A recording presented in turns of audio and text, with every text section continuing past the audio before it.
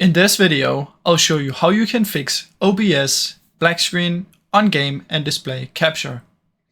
Now what you want to do first is make sure that you have the correct version of OBS installed.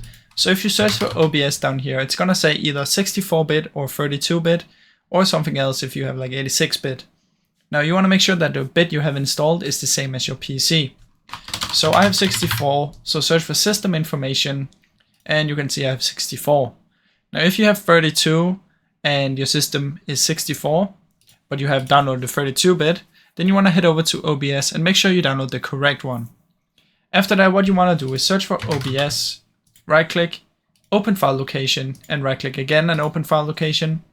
Find this file right here, right click, go to properties, compatibility, activate these three and make sure this is Windows 8.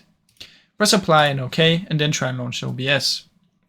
Now another thing you can try is head over to OBS, go to help, check for updates, and take the latest update if you have one.